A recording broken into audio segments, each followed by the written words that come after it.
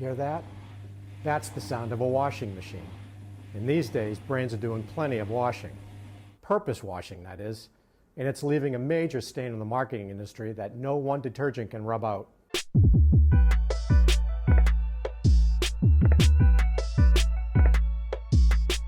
Purpose washing. It's a bogus attempt by a brand to appear purpose-driven or socially conscious. It's putting the purpose story ahead of any meaningful action. In other words, it's like raving about a new haircut before it even gets clipped. Ty Montague, Chief Purpose Officer at the agency Co-Collective, has an even better word for purpose washing. Bullshit.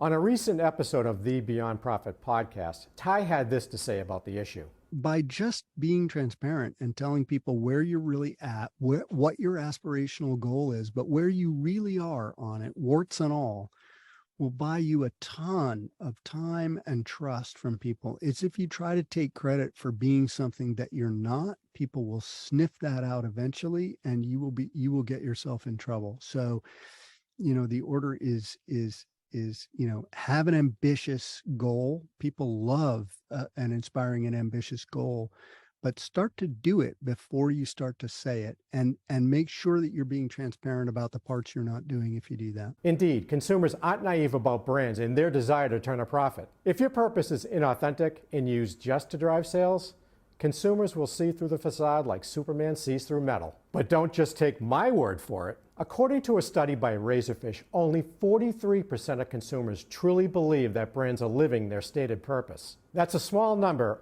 and a big problem. And if your brand isn't living its stated purpose, they're more than happy to take their business elsewhere, like that. Adios. Nice knowing you. Offenders often suffer huge backlash, damaging the brand's reputation and trustworthiness. Not all purpose washing is created equal, of course. Sometimes it's the result of an innocent mistake, like confusing a brand's mission with a purpose statement. Other times it's more serious, like saying you're for gender equality and your ad campaigns being anything but.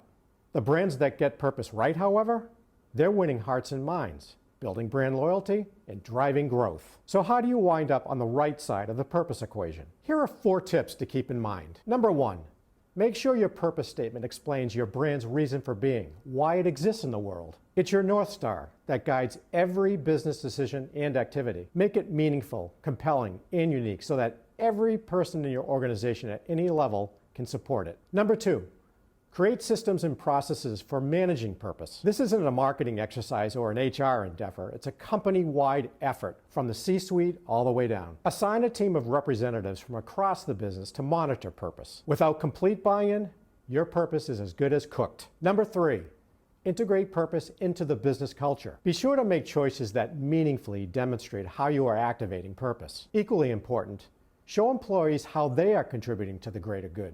Then recognize and celebrate impact. Number 4, measure the impact of purpose. Transparency is crucial. Develop KPIs for your purpose programs and report on progress, even if your goals aren't met. And then take it a step further. Bake purpose into your performance evaluations and one-on-ones with managers. And always provide your employees and all stakeholders a way to provide feedback on your purpose work. It's time to clean up purpose washing. In marketers, you are in the perfect position to change the narrative by rooting purpose in authenticity. Mean what you say, do what you mean. Because when purpose connects with the expectations of all stakeholders, magic happens.